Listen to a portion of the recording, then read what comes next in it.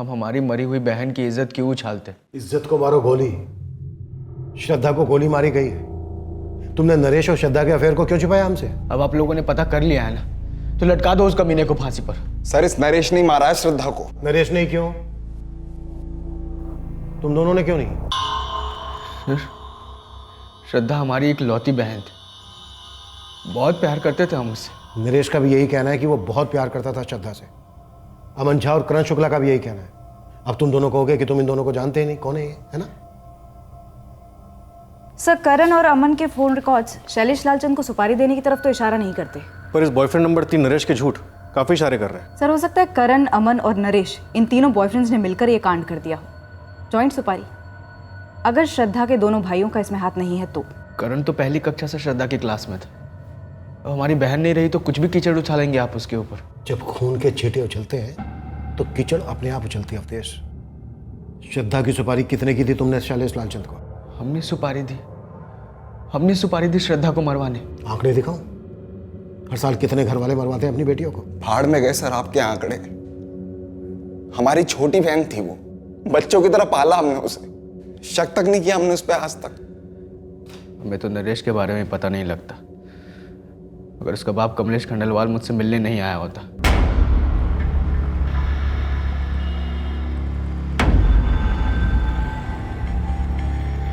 जी कमलेश जी। कहीं दूर चल के बात करें अवधेश।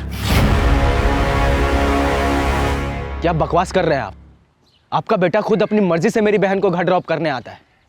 मेरी बहन उसके साथ कोई जबरदस्ती तो नहीं करती ना? मेरा बेटा और तुम्हारी बहन एक ही उम्र के हैं, लेकिन सोच में नरेश अब भी बच्चा है और तुम्हारी बहन एक जवान लड़की। समझा दो उसे, अपने चुंगल में ना फंसाए मेरे बेटे को। अपनी जुबान को लगाम दीजिए, वरना मेरे हाथों की लगाम छूट जाएगी, समझे आप? तुमसे ऐसी बदतमीजी की उम्मीद नहीं थी अवधेश। तुम्हारे पिताजी अगर जिंदा होते ना तो सिर्फ उन्हीं से बात होती। वो बात की नज़ाकत को समझते हैं, फिक्र होती उन्हें अपनी लड़की की, खानदान की इज्जत की। आप हमारी इज्जत और खानदान की फिक्र ना करें। नरेश को श्रद्धा से दूर रहने के लिए कहिए बस। तुम श्रद्धा को समझा दो, चादर उतनी फैलाते जितना कि पैर हो। अब बोल, सिर्फ दोस्त है। जो हो गया है सो हो गया।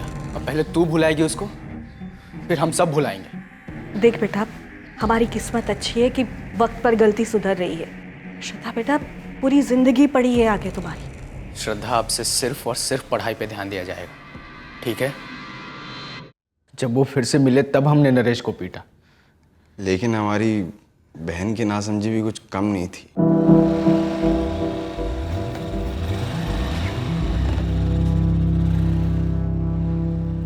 बहुत दुख हुआ सुनकर। इन सब के बाद भी श्रद्धा नरेश के साथ तालाब पर गई थी। और उसके पीछे पीछे तुम्हारे किराए के हत्यारे पहुंच गए। कैसी बात कर रहे हैं सर? हमें इज्जत की अगर इतनी फिक्र होती, उस नरेश के बच्चे को हम जिंदा छोड़ते क्या? हम मानते हैं श्रद्धा औकात से बड़े सपने देखती थी। बचपन से ही बहकी सी बातें करती थी, बेकार की जिद करती थी। और हम भी क्या करते? दिल से तो वो बच्ची ही थी ना। हम उसकी जिद से तंग आ जाते थे बार बार, मगर एक बार भी हमने उसके ऊपर हाथ नहीं उठाया, एक बार भी।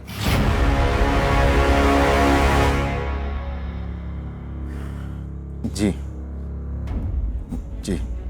पुलिस ने थाने बुलाया है। क्यों? कुछ पता चला है उन्हें? वो जानना चाह रहे हैं कि नरेश इतना डरा हुआ क्यों है।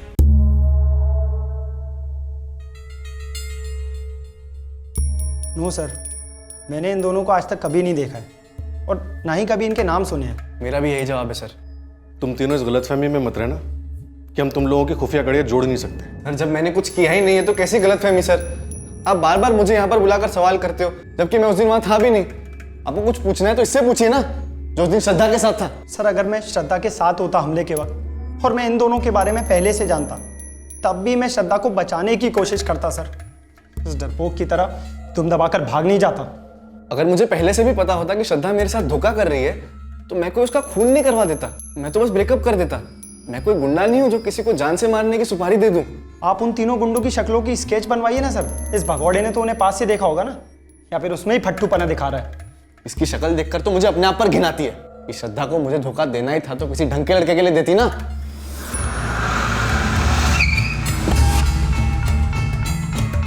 सर, मनोज और अवधेश के फोन रिकॉर्ड्स किसी भी सुपारी किलर का अंदेशा नहीं दे रहे हैं। खंडेलवाल बाप बेटा जोड़ी कुछ भी नहीं सर। ये जरूरी नहीं कि डायरेक्ट फोन किया गया हो शैलेश लालचंद को। शैलेश लालचंद इलाके का नामचीन बाहुबली है। हो सकता है उसने कोई अज्ञात नंबर पकड़ा दिया इन दोनों को, किसी सुपारी के लड़का। लेकिन सर कोई सामने आकर हिम्मत जुटाकर तो शैलेश का नाम लेने से रहा।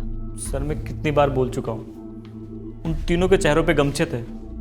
सब कुछ इतना फास्ट हुआ कि गाड़ी की डिटेल्स पर नजर भी नहीं पड़ी। पर तू क्यों इस वक्त नजर चुरा रहा है नरेश? किसे बचा रहा है? कौन है वो जिसने तुझे जान से मारने की धमकी दी थी? किसी ने नहीं। फिर एक नई स्टोरी।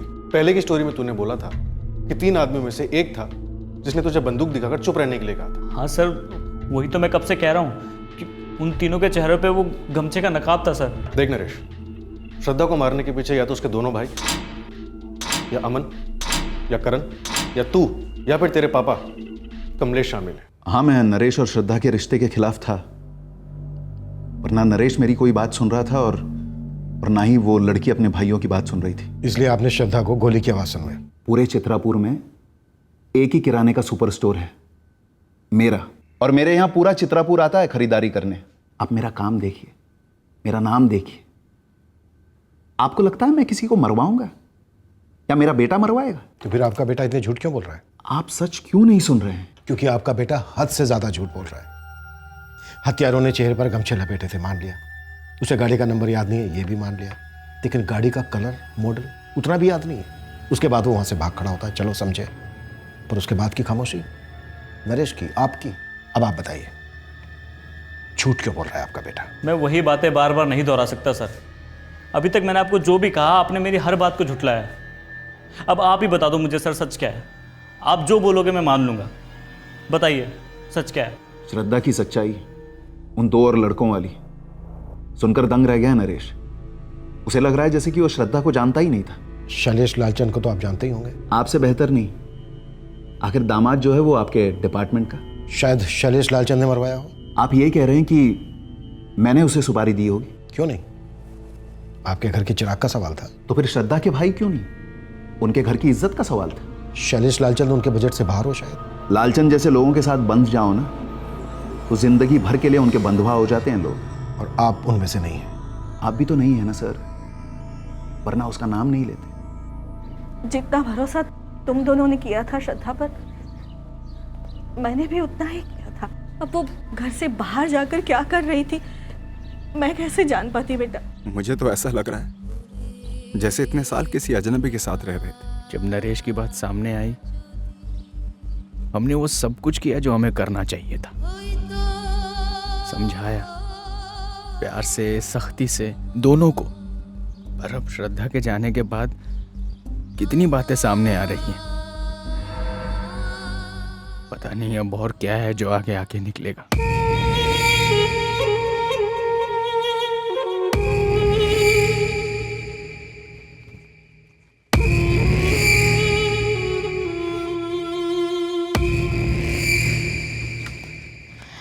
आशीष, बहुत डर लग रहा है मुझे। सपना, डरो मत, क्योंकि तुम्हें कुछ नहीं पता, कुछ भी नहीं। श्रद्धा के लिए बहुत बुरा लग रहा है।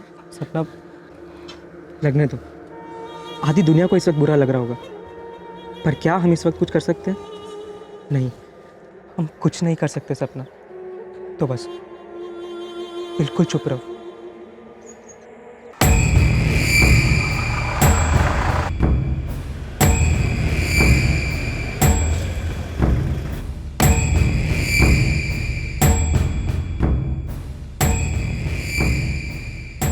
सर, श्रद्धा मिश्रा के बारे में हमने अब तक जितनी भी जानकारी इकट्ठा की, उसमें ऐसा कुछ भी सामने नहीं आया जिसके रहते ये पता चले कि वो ऐसा कुछ जानती थी या फिर किसी ऐसी चीज में शामिल थी जिसके रहते उसे कत्ल कर दिया गया। श्रद्धा के दोनों भाई मनोज और अवधेश, तीनों बॉयफ्रेंड्स, करण, अमन और नरेश के पिता कमलेश खंडेलवाल, ये सब के सब इतनी सफाई से झूठ तो नहीं बोल सकते सर। तो फिर इतनी सफाई से उसका कत्ल क्यों कर दिया गया? श्रद्धा 3 लड़कों से एक साथ चक्कर चला रही थी। कहीं ऐसा तो नहीं है कि वो शैलेश लालचंद के चक्कर में फंस गई हो? इस इलाके में हर गोली उसकी परमिशन से जो चलती है।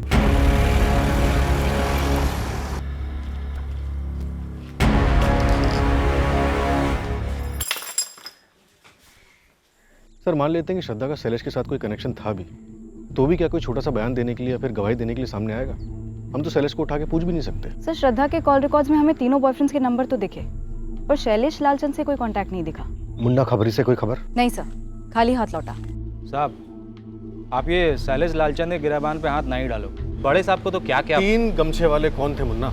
साहब जो भी थे चित्रापुर के ही थे और तीनों के तीनों हिस्ट्री शीटर नहीं थे साहब। पूरा जिला खोद डाला है मैंने। ये लड़का नरेश, इसके खिलाफ कुछ मिल नहीं रहा है, पर फिर भी ऐसा क्यों लग रहा है कि ये मनगढ़ंत कहानियां बना रहा है? मैडम शायद ये कहानियाँ सच हो भी सकती हैं, पर ये 20 साल की साधारण से घर से आने वाली कॉलेज स्टूडेंट, इसने ऐसा क्या कर दिया कि 3 सुपारी टाइप के हत्यारे दिन दहाड़े से ठोक देते हैं? सर मेरे इस नरेश के ऊपर तगड़ा शक है। इसे श्रद्धा के दोनों अफेयर्स के बारे में पता चल गया होगा, झेल नहीं पाया होगा और सुनसान तालाब के पास लाके कांड कर दिया। और फिर वही 3 गमछाधारियों की स्टोरी। चार्जशीट भले ही हल्के कागज पर लिखी जाती हो, और वो बनती है मजबूत सबूतों से। और हकीकत यह है कि इस वक्त हमारे पास कोई ठोस सबूत नहीं है जो किसी भी एंगल की तरफ इशारा कर रहा हो। पूरी दुनिया के सामने हम हारे हुए नजर आएंगे। इन 3 गमछेदारियों को ना पकड़ पाने को हमारी नाकामयाबी का झंडा बनाया जाएगा। पर ना हम थके हैं, ना हारे हैं और ना ही नाकामयाब हुए हैं।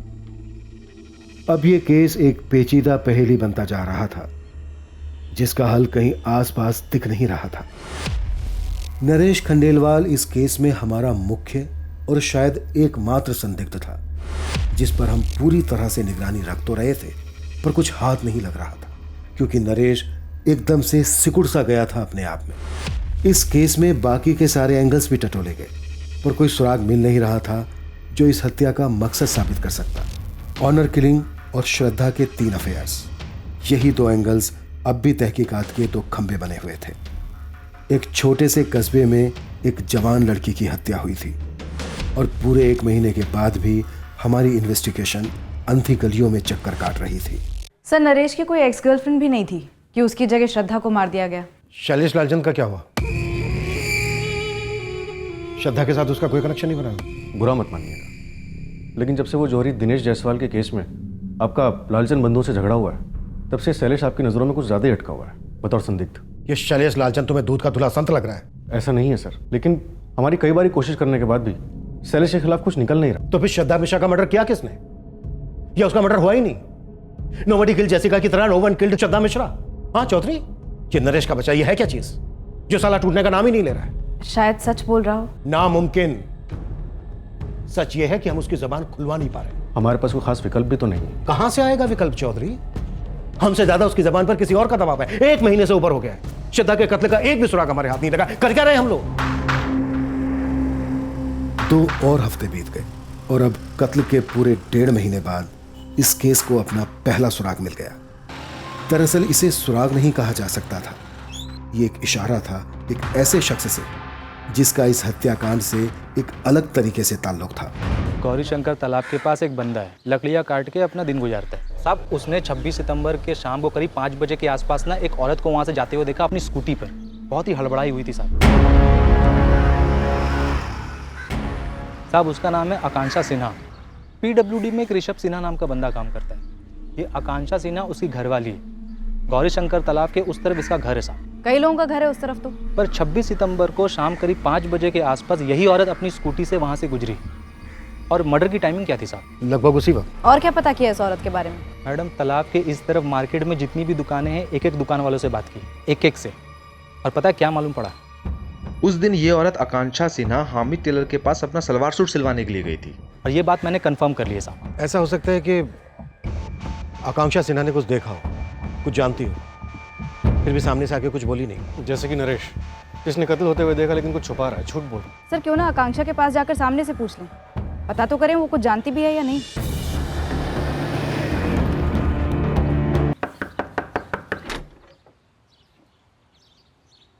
आकांक्षा सिन्हा जी, इसका कत्ल हुआ था ना गौरी शंकर तालाब के पास, जहाँ से तुम गुजरी थी कत्ल के दिन, कत्ल के समय, मार्केट के हमीद टेलर के यहाँ से लौटते वक्त। ब्लू रंग का सलवार कमीज डाला तुमने हमीद टेलर के यहाँ। उसके बाद तुम्हें जल्दी थी। 5 बजे तुम्हारी बच्ची स्नेहा का स्कूल छूटता। देखिए मैंने कुछ नहीं देखा तालाब के पास। ध्यान से देखो, श्रद्धा मिश्रा सिर्फ 20 साल की थी, कॉलेज स्टूडेंट। तुमने अखबार में पढ़ा होगा। मुझे ऐसा लगता है कि तुमने श्रद्धा की लाश देखी वहाँ तालाब से घर लौटते वक्त। जी नहीं, मैंने कोई लाश वाश नहीं देखी। तो इसका मतलब तुमने इसे जिंदा देखा। और क्या देखा तुमने आकांक्षा? कुछ नहीं। पक्का? जी हाँ पक्का, मैंने कुछ नहीं देखा। ये सब हुआ होगा, लेकिन मेरे वहाँ से गुजर जाने के बाद मैंने वाकई में कुछ नहीं देखा।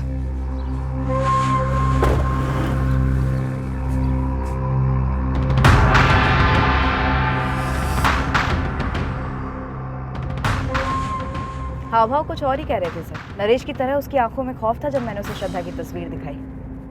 इस आकांक्षा के चेहरे का रंग उड़ गया था। चौधरी, आकांक्षा सिन्हा और उसका पति जो पीडब्ल्यूडी में काम करता है ऋषभ सिन्हा, इन दोनों की डिटेल्स निकलवा। देखते हैं क्या और कितना गहरा संबंध है इस जोड़े का श्रद्धा के कत्ल से। मुझे लगता है कुछ तो है। पुलिस कैसे? पता नहीं, पर उन्हें ये तक पता था कि मैंने कौन से कलर का सूट सिलवाया था हामिद दर्जी के पास।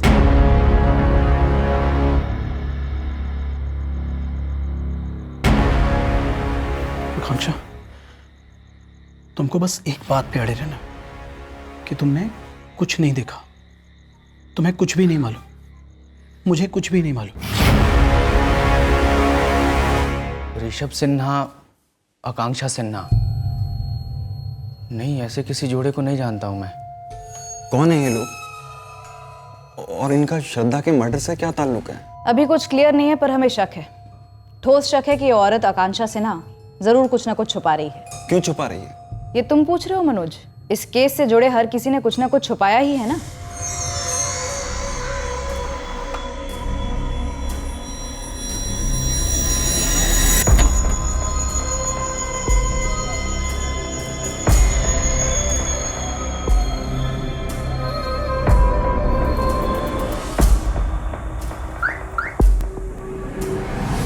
ऋषभ सिन्हा के बारे में कुछ हटके, कुछ अजीब। हाँ, पिछले कुछ दिनों में ऋषभ के बारे में या उसके बर्ताव के बारे में कुछ भी अटपटा लगा हो आपको? ट्रांसफ़र, वो अपने ट्रांसफ़र को लेकर के पागल सा होता जा रहा है। उसे चित्रापुर से बाहर निकलना है। कहता है कोई भी पोस्टिंग चलेगी, एक लेवल नीचे तक की, यहाँ तक कि किसी और डिपार्टमेंट में भी। कारण? मैंने लाख कोशिश की पता करने की, मगर वो टाल देता है। पर एक बात तो है, इस चित्रापुर में कुछ ऐसी बात है जो उसे खाई जा रही है पिछले 1-1.5 महीने से। मैडम, इस आकांक्षा की बच्ची स्नेहा के स्कूल गया था मैं, उसके वॉचमैन के साथ चाय पीकर आ रहा हूँ। तो चाय पे चर्चा क्या हुई? मैडम, उसने बताया कि इसने अपनी बच्ची का स्कूल वैन बंद करवा दिया, खुद ही लेके जाती है, खुद ही लेके आती है। कब से? मैडम, ऐसा कुछ डेट के हिसाब से नहीं बताया, पर बोला कि 1 महीना से ऊपर हो गया। सर, ऋषभ 29 सितंबर को पहली बार अपने बॉस त्रिपाठी के पास गया था अपने ट्रांसफर की बात करने की। अर्जियां देनी शुरू कर दी थी। आकांक्षा, ऋषभ का श्रद्धा और उसके तीनों बॉयफ्रेंड में से किससे कोई कनेक्शन नहीं है? नहीं सर, कोई कनेक्शन नहीं निकल रहा है। मैंने हर मुमकिन संभावना देख ली। आकांक्षा और ऋषभ का इस केस से जुड़े हुए किसी से भी कोई भी कनेक्शन नहीं निकल रहा है। सर, एक दूसरी बात है, जब मैंने नरेश से आकांक्षा के बारे में पूछा तो उसने बोला वो इस औरत को जानता नहीं है। तो बात क्या है? सर, वो इतने झट से बोला कि अजीब लगा। मुझे नहीं पता आकांक्षा कौन है, मैंने उसका नाम तक नहीं सुना आज से पहले। आकांक्षा का पति पीडब्ल्यूडी में सर्विस करता है, ऋषभ सिन्हा नाम है उसका। नहीं मैम, मैं उसे भी नहीं जानता। पर मैम, आप ये सब मुझसे क्यों पूछ रहे हो? सर, आकांक्षा और ऋषभ दोनों के कॉल रिकॉर्ड स्कैन किए, ना ही श्रद्धा से कोई कनेक्शन निकला और ना ही नरेश से। पर सेजल, जब तुमने श्रद्धा का फोटोग्राफ दिखाया था आकांक्षा को, तो तुम कह रही थी कि उसके चेहरे का रंग उतर गया था। हाँ सर, बुरी तरह हिली हुई लग रही थी। सर, ये सिन्हा फैमिली चित्रापुर छोड़ने की जी तोड़ कोशिशों में लगी हुई है। कुछ ना कुछ ताल्लुक तो बन रहा है इन लोगों का मर्डर से। ये एक छोटा सा सुराग हमारे केस के हल की शुरुआत साबित हुआ। ये हमें किस दिशा में ले जाने वाला था इसकी खबर नहीं थी, पर इतने हफ्तों के बाद दिशा तो मिली थी।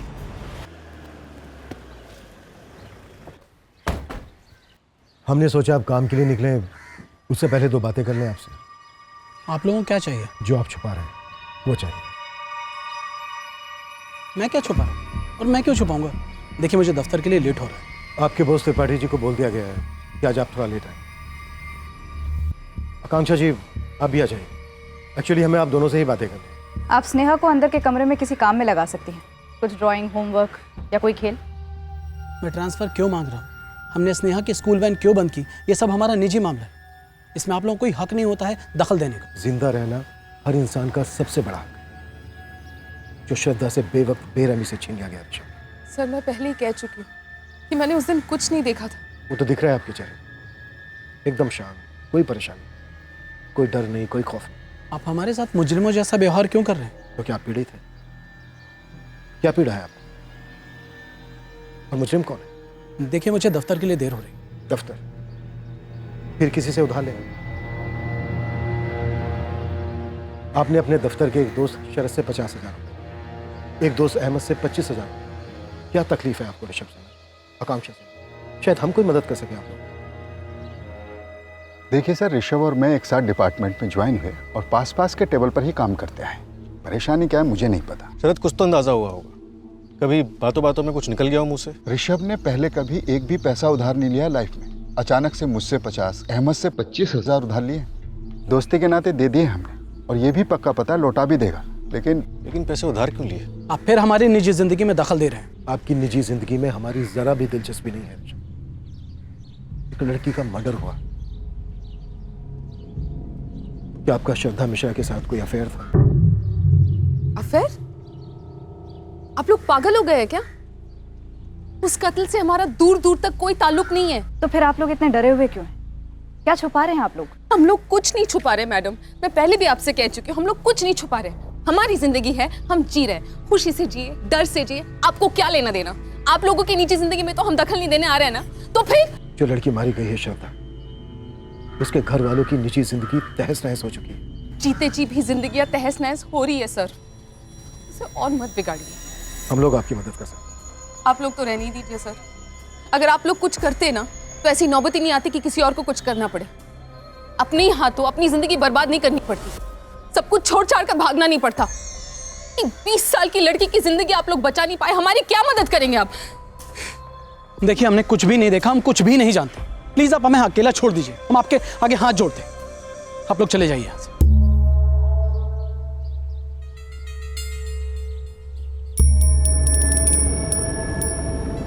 एक 20 साल की लड़की को तो आप बचा नहीं पाए, हमारी मदद करने चले हैं। सब कुछ छोड़ छाड़ के भागना नहीं पड़ता। सजय, इस आकांक्षा ने जरूर कुछ ना कुछ देखा है, लेकिन बताने से डर रही है। सर, नरेश भी इसी तरह से डरा हुआ है। शायद इन दोनों ने हत्यारों के चेहरे देखे होंगे। हत्यारों ने कोई गमछा वमछा नहीं लपेटा होगा। इस आकांक्षा से दोबारा बात करनी होगी। रियाज, गाड़ी घुमा।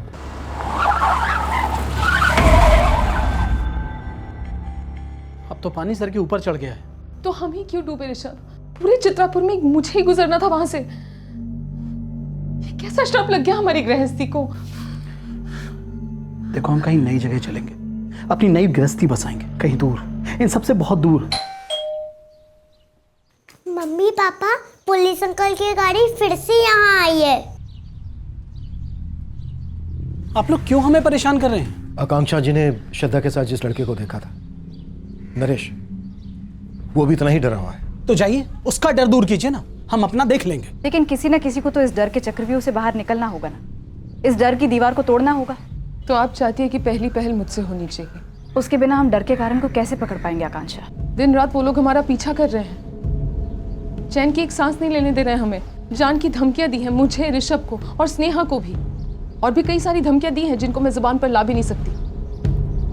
और ये सब कुछ होता आया है आप लोगों की नाक के नीचे से। बस नहीं, बोलने दीजिए। बोलने से क्या होगा? ना बोलने से भी कुछ नहीं होगा। ये सब कुछ जो हो रहा है वो मंजूर है आपको? श्रद्धा के साथ जो लड़का था उसने भी तो किसी का नाम नहीं लिया। कोई जाना पहचाना नाम है? उस नाम से पूरा चित्रापुर कांपता है, सबसे ज्यादा आपके लोग कांपते हैं। इसीलिए तो वो नाम इतना खौफनाक नाम बना है। शैलेश लालचंद। शैलेश लालचंद। हाँ, शैलेश लालचंद था वो। अब बताइए क्या कर लेंगे आप लोग? क्या बिगाड़ लेंगे उसका या उसके बड़े भाई का? वो लड़की मुझसे मदद मांग रही थी, मारी मारी भाग रही थी। मैं कुछ नहीं कर पाई।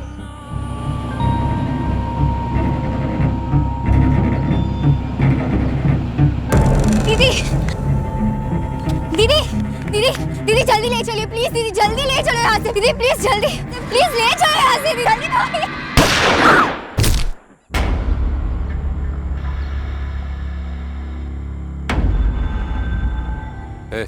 इधर देख, देखा तूने क्या हाल हुआ उसका, समझ रहा है? उससे बच के भाग रही थी। क्या भाभी जी,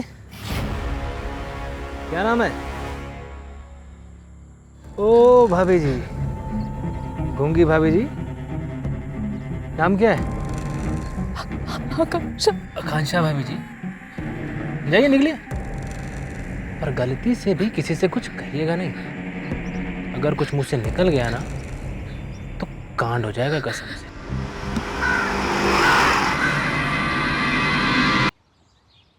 उन लोगों ने हमारा पता लगा लिया, फिर हमसे पैसे भी हटने लगे। लेने के देने पड़ते, उधार ले लेकर उनके मुंह में ठूंसते रहे, लेकिन उन कुत्तों की भूख नहीं मिटी। जिस तरह से हमें धमकाया है वैसे ही शायद उस लड़के नरेश और उसके घर वालों को धमकाया होगा। पैसे ऐठे होंगे, वो लोग किसी के साथ कुछ भी कर सकते। आप लोगों को पुलिस में शिकायत करनी चाहिए थी। क्यों? आप लोगों को उनकी हरकतें दिखाई नहीं दी, सुनाई नहीं दी, लेकिन आप लोग अंधे बहरे बनकर बैठे रहे। ये सच है या नहीं? उस दिन के बाद से रोज हर रात को वो हादसा पूरा सपना बनकर मेरी नींद उड़ा देता है। वो लड़की मुझसे मदद मांगती है, मैं कुछ नहीं करती। सचिन, 3 कांस्टेबल्स की टीम 24 घंटे यहाँ ड्यूटी पर है। और ये शैलेश छूटेगा नहीं।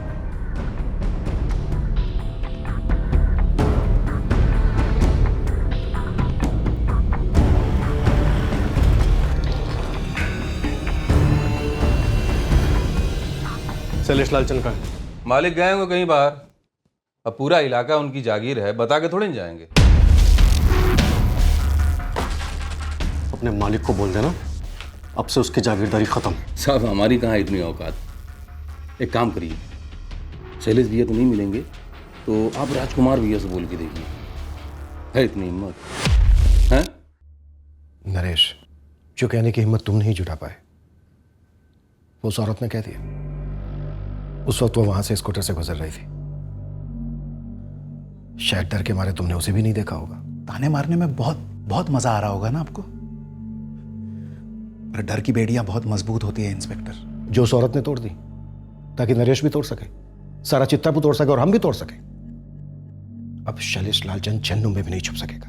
नरेश, अब तो बोलो। ए मैडम, लिमिट में रहिए। आपका भाई शैलेश कहाँ है राजकुमार जी? कहीं भी हो, तुम्हें बता के जाएगा वो। फोन लगाइए उसे और बोलिए तुरंत थाने आए। शैलेश किसी के बाप का नौकर नहीं है जो तुरंत चला आए। एक मर्डर केस में वांटेड है आपका भाई। कौन सा मर्डर, कौन सा केस? एक औरत आके भोग गई उसका नाम और चले आए तुम। नाम क्या तेरा? सेजल पांडे। ये चित्रापुर के बाहर जाकर नौकरी तलाश करना शुरू कर दे, क्योंकि शैलेश तो थाने आएगा नहीं, पर तेरा सस्पेंशन ऑर्डर आएगा तुरंत। चल निकल। चलो।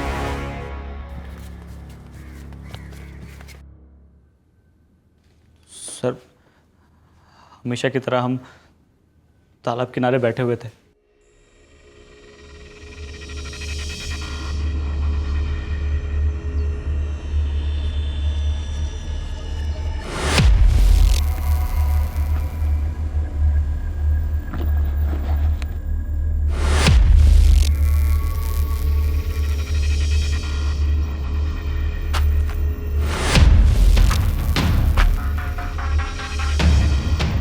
क्या ये अटैक भर बिना ही शुरू हो गए दोनों? चलो नरेश, घर चलते हैं। कहाँ चलें? आजा आजा इधर आ। सुना नहीं साले, प्यार टैक्स भरे बिना कोई भी जोड़ा यहाँ से नहीं निकल सकता। चुप। शैलेश लालचंद, हाथ छोड़ मेरा। अरे बाप रे, इतने तीखे तेवर। अच्छा है, चटपटा खाना मुझे भी बहुत पसंद है। इतनी गर्मी दिखाएगी?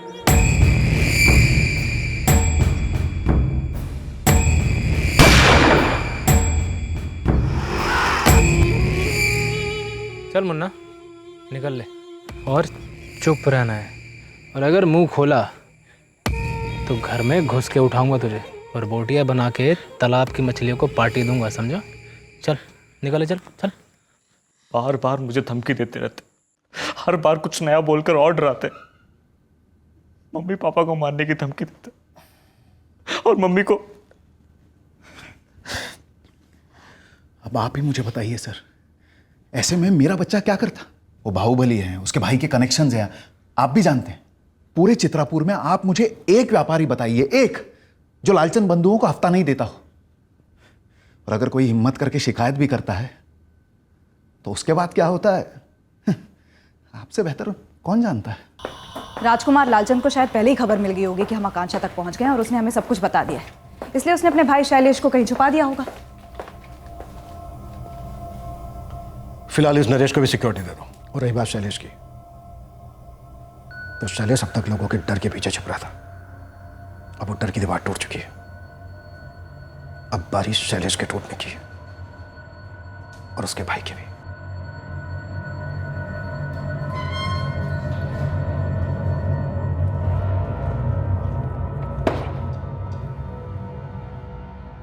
ये श्रद्धा पहली लड़की थी जिस पर तुम्हारा मालिक शैलेश टूट पड़ा और नहीं मानी तो गोली दाग दी? नहीं साहब, जहाँ तक मुझे याद है इससे पहले किसी भी जोड़े ने तालाब किनारे प्यार टैक्स देने से इनकार नहीं किया था। यह अलग मिट्टी की लड़की थी, अब देखिए ना मिट्टी में मिल गई। तुझे क्या लगता है तेरा मालिक शैलेश कुछ भी कर सकता है? अब मैं क्या बोलूं साहब, झांकी तो आप देख ही चुके हैं। अब हम ये भी देखेंगे कि तेरा मालिक यहां से तुझे कैसे बाहर निकालता है। सारे कांस्टेबल्स इन दोनों पर बारी बारी हाथ साफ करेंगे, 1 मिनट के लिए भी हाथ रुकना नहीं चाहिए।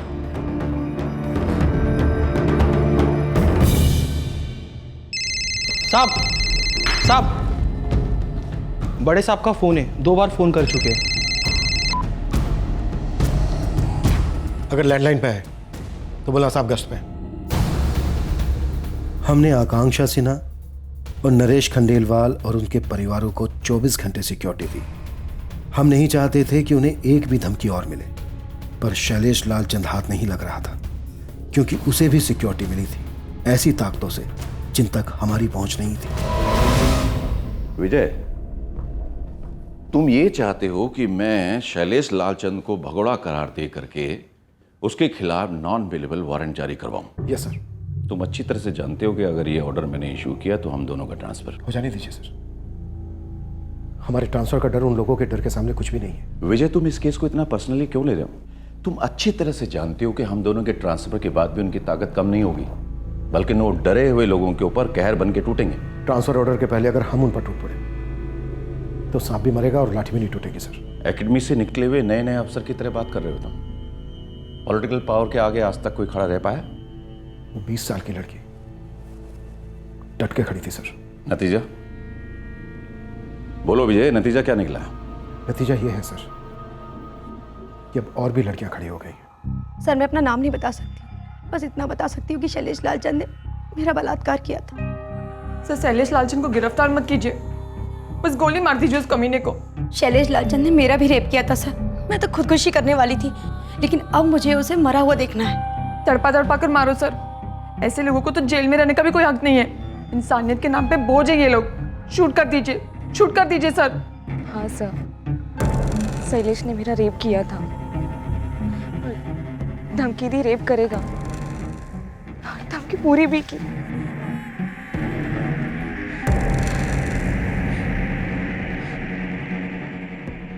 जब मुझे पता चला कि श्रद्धा का मर्डर तालाब के पास हुआ, बस मैं समझ गई कि उसके साथ क्या हुआ होगा। उनमें से एक लड़की भी लिखित शिकायत दर्ज कराएगी? नहीं। कोर्ट में गवाही देने के लिए आएगी? नहीं। और ये बात तुम अच्छी तरह से जानते हो, वो नहीं आएगी। हमारे पास शैलेश के साथीदारों के बयान है सर, ऑन पेपर। और वो पेपर रॉकेट बनाकर उड़ाने लायक भी नहीं। तो सर हमें हाथ पे हाथ धरे बैठे रहना चाहिए। लोगों का डर, उनका दर्द दूर करने के लिए हम पहली पहल नहीं करेंगे कभी। जिस भूखे राक्षस के लिए लोग रोज बलि चढ़ते हैं, उसका वध करने के बजाय हम भी उसका पेट भरेंगे। ये कहानी पुराणों में अच्छी लगती है, हकीकत में हम भीम नहीं हैं, लेकिन वो बाहुबली बकासुर जरूर हैं। तो फिर हमारी फोर्स क्यों है सर? हमें अपने आप को भगोड़ा घोषित कर देना चाहिए जो अपने फर्ज से भागे, जिसके चलते एक 20 साल की लड़की ने अपनी जान गंवाई। मैं उस लड़की का गुनहगार हूं सर। मुझे अब ट्रांसफर भी नहीं चाहिए। मैं इस्तीफा देता हूं सर। अपने पैरों पे कुल्हाड़ी मार लें। इसे एक बार तो मार लेनी ही चाहिए सर। बहने देते हैं खून। लोगों के साथ साथ हमें भी एहसास होना चाहिए कि हमारी रगों में भी गर्म खून बहता है, डर से जमा हुआ ठंडा पानी नहीं। ट्रांसफर की तैयारी कर लीजिए। नक्सली इलाके में या कहीं और शैलेश लालचंद को भगोड़ा घोषित मैं करवाता हूं। Okay sir.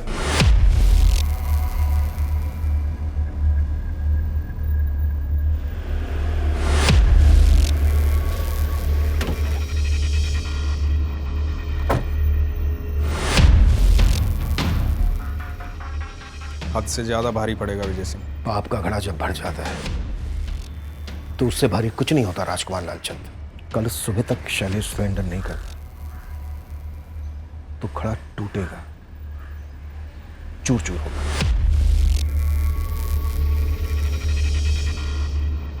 कल की मोहलत के बाद जैसे पागल कुत्ते को म्युनिसिपैलिटी ढूंढती है ना, हम शैलेश को ढूंढे। और पागल कुत्ते के साथ क्या किया जाता है ये तो आप जानते ही होंगे।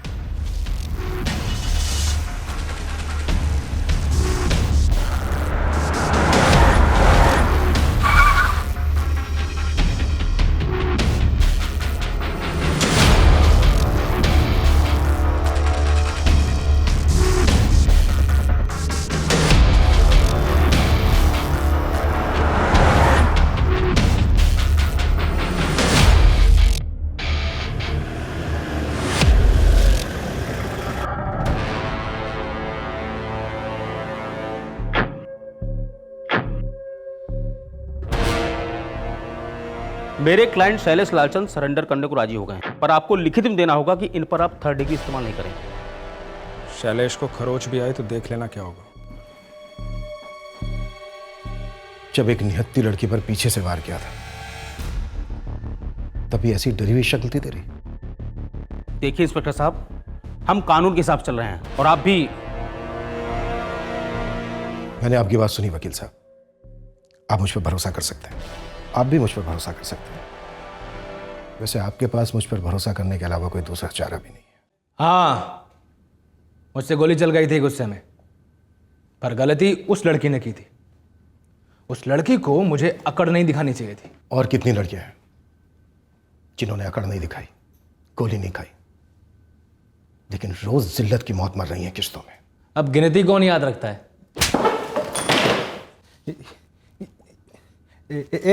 तुम हाथ नहीं लगा सकता मुझे, समझे? और कितनी लड़कियां हैं? कितनी बार बताऊं, गिनती कौन याद रखता है?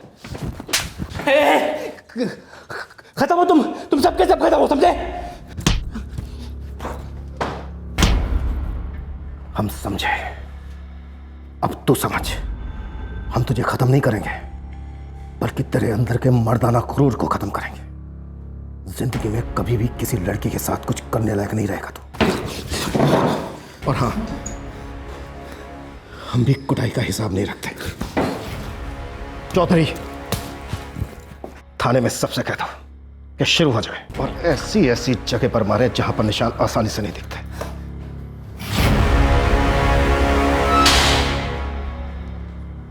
तुम्हारी बहन श्रद्धा ने अपनी जिंदगी जैसे भी जी उसका निजी मामला था, पर वो एक बहादुर लड़की थी, बहुत बहादुर। सभी हमारी कस्टडी में है। हम जल्दी चार्जशीट फाइल करेंगे। पर वो फिर बेल पर छूट जाएंगे ना? हमारी पूरी कोशिश होगी कि उन्हें बेल ना मिले। फिर कुछ नहीं, आप लोगों की सुरक्षा हमारी जिम्मेदारी है। आकांक्षा जी, अगर आप बोलने की हिम्मत नहीं करती तो शायद आज भी लड़कियों का रेप या मर्डर हो रहा होता। सर, आपका ट्रांसफर ऑर्डर कभी भी आ सकता है। मेरा तो कब से आया ही नहीं, और वो शैलेश लालचंद लौट कर आ गया तो, और उसने कुछ कर दिया तो। आपकी बहादुर पत्नी ने बाहुबली को घुटनों पर ला दिया। अब आपकी बारी है मजबूत होने की। डटकर खड़े रहिए अपनी पत्नी के साथ। जो सबसे मुश्किल पड़ाव था वो आप पार कर चुके हैं।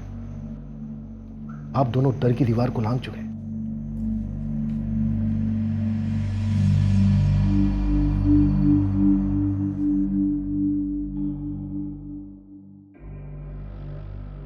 हमने चार्जेस फ्रेम किए और चार्जशीट कोर्ट में फाइल कर दी। अब मुकदमा शुरू होगा। आरोपियों की जमानत होने की पूरी संभावना है। मुकदमा काफी लंबा खिंच सकता है, पर आखिरकार न्याय होगा। ये एक दुखद हकीकत है हमारे देश की कि लगभग हर गली में एक शैलेश लालचंद है जिसे ना खुदा का खौफ है और ना ही कानून का। और एक हकीकत यह भी है कि हर राक्षस के सामने कोई ना कोई खड़ा हो जाता है और अक्सर गोली खाता है, कत्ल कर दिया जाता है। पर जब हर नागरिक भीम बनकर अपने डर का वध करेगा तो भूखे असुरों के पैदा होने की कोई गुंजाइश ही नहीं रहेगी। हमारी फोर्स में भी कई लोग बहादुर नागरिकों के साथ डटकर खड़े होते हैं इस गुंडागर्दी का सामना और फिर खात्मा करने। ऊपरी दबाव हर पुलिस थाने की हकीकत है, पर यह भी सच है कि हर थाने से ऐसे ऑफिसर्स निकलते हैं जिनका जमीर किसी भी मजबूरी, किसी भी प्रेशर का मोहताज नहीं होता। सच्चाई कभी बोझ नहीं होती। दरअसल वो एक हथियार है, उतना ही मजबूत हथियार जितना मजबूत डर हो सकता है, और यही हथियार हमारे अंदर के बकासुरों का नाश कर सकता है। अगले हफ्ते फिर मिलेंगे एक नए केस के साथ क्राइम पेट्रोल सतर्क में। जय हिंद।